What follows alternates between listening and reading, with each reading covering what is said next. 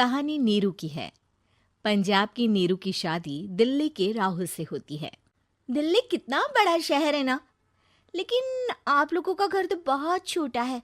हमारे पंजाब में तो ये बड़े बड़े घर होते हैं कि मजा ही आ जाता है। कोई बात नहीं नीरू, मैं भी तुम्हारे लिए बहुत बड़ा मकान बनाऊंगा बहुत जल्दी। नीरू के पिता जहाँ पंजाब के जाने माने व्यापारी थे, वहीं उसका पति राहुल दिल्ली में एक सिंपल नौकरी करता था। माँ, यहाँ तो घी मक्खन इतना महंगा है कि क्या बताऊं। मैं तो तरस ही जाती हूँ घी खाने के लिए। नीरू की माँ को ये सुनकर बहुत दुख होता है। मेरी बेटी को घी नसीब नहीं हो रहा है और ये बहू यहाँ बैठकर घी में शक्कर डाल रही है। देख वनिता, मैं साफ कह रही हूँ, इस घर में जितना घी आएगा उतना ही मेरी बेटी के घर दिल्ली भी जाएगा। अरे ये क्या बात होती माँ जी? बेटी का उतना ही करो जो अच्छा लगे। अब क्या मायके से घी और मक्खन तक की सप्लाई करोगी आप? हाँ, मेरी बेटी किसी चीज को तरसे मुझसे बर्दाश्त नहीं होता। अब क्या था, नीरू के मायके में 2 किलो घी आता तो 2 किलो दिल्ली जाता नीरू के पास।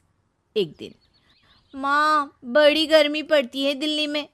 इस घर में तो एक ही एसी है और वो भी ड्राइंग रूम में। सारा परिवार एक ही कमरे में सोता है।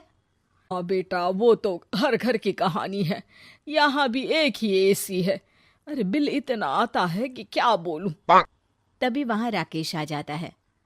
माँ, थोड़ी देर में यहाँ कुछ प्लम्बर आएंगे मेरे कमरे में एसी लगाने। जरा ध्यान से लगवा देना ना माँ।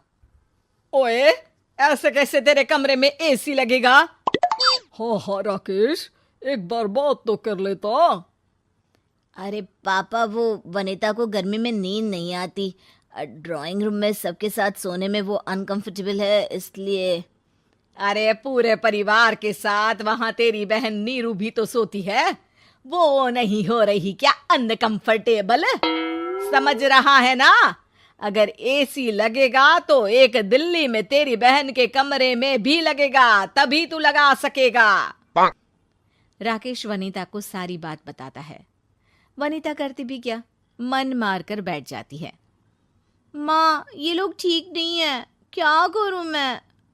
अरे बेटी, यहाँ आ जा, तू यहाँ आकर रह ले। अरे छोड़ दे ऐसे पति को। कैसे छोड़ दूं माँ? समाज क्या कहेगा, लोग क्या कहेंगे? वैसे भी मेरा एक बेटा है मयंक।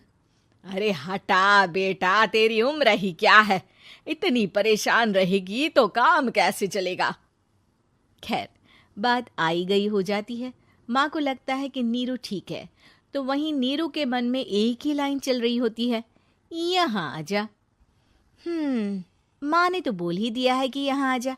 बस मयंक थोड़ा सा बड़ा हो जाए, इन गरीबों को छोड़कर मैं वापस माँ के पास ही चली जाऊंगी। वो इसी सोच में बाजार में चल रही थी कि मैम, आपका दुपट्टा जमीन को छू रहा है। नीरू जैसे ही उस लड़के की तरफ देखती है, देखती ही रह जाती है। हाय रे, कितना सुंदर लड़का है ये। अब क्या हुआ? मैंने कहा आपका दुपट्टा। तो खुद ही उठाकर दे दो ना। लड़का समझ जाता है कि नीरू उस पर फिदा हो चुकी है। वो उससे उसका नंबर लेकर चला जाता है। अब क्या था, नीरू और रोहित में लगातार बातें होने लगती है। मैं हरियाणा का रहने वाला हूँ, यहाँ एक बड़ी कंपनी का मैनेजर हूँ। अच्छा, और कितने बच्चे हैं तुम्हारे? बच्चे? अरे मेरी तो शादी भी नहीं हुई है। तुम बताओ, शादी करोगी? नीरू शर्मा जाती है। अब लेकिन मैं तो पहले से ही शादीशुदा हूँ। मुझे फर्क नहीं पड़ता, बस तुम शादी कर लो, भाग चलते हैं। बहुत पैसे वाला हूँ मैं, हमेशा खुश रखूंगा तुम्हें। नीरू रोहित से मिलकर सारा प्लान बना लेती है और फिर एक दिन घर से भाग जाती है। दोनों शादी कर लेते हैं। शादी के बाद, क्या बात है नीरू, तुम्हें परेशान सा देखता हूँ, सब ठीक तो है ना? हाँ हाँ, सब ठीक है।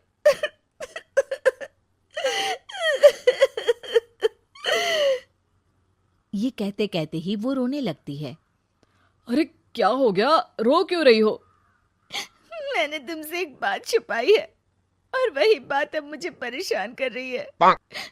रोहित, मेरा एक बेटा भी है, उसका नाम मयंक है। क्या बात कर रही हो? ये तुमने मुझे पहले क्यों नहीं बताया? देखो नीरू, मेरी माँ को मैंने ये नहीं बताया है कि तुम शादीशुदा हो। बच्चा मैं मैनेज नहीं कर पाऊंगा। नीरू को समझ में नहीं आता कि वो क्या करे। तुम उस बच्चे को अपनी माँ को क्यों नहीं दे देती? नीरू चुपके से माँ को फोन करती है।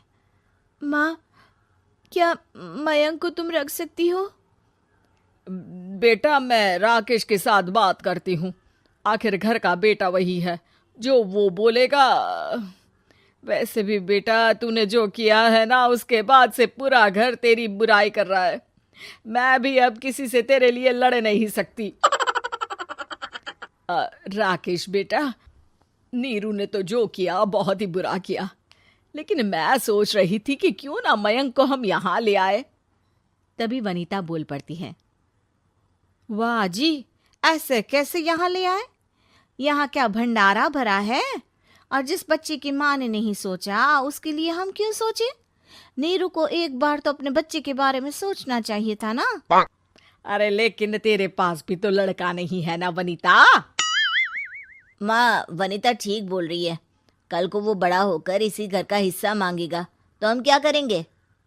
माँ कहती भी तो क्या, वो चुप रह जाती है। वहीं नीरू का पहला पति कहता है। माँ, अगर आज भी वो वापस आ जाए तो मैं उसे माफ कर दूंगा। बेटा, गरीबी चीज ही ऐसी है, क्या करेगा? तू तो अब मयंक का सोच। वो बेचारा तो बिना माँ का हो गया। मयंक के खातिर तू दूसरी शादी कर ले बेटा। लोगों के लाख समझाने के बाद नीरू के पहले पति की शादी रिद्धि से हो जाती है, जिसके पहले पति से 2 बच्चे होते हैं। देखो जी, मैंने शादी सिर्फ बच्चे के खातिर की है। मैंने भी शादी सिर्फ बच्चों के खातिर की है। वहीं नीरू के दूसरे पति के मन में ये बात घर कर जाती है कि नीरू एक मासूम बच्चे को उसके खातिर छोड़ कर आई है।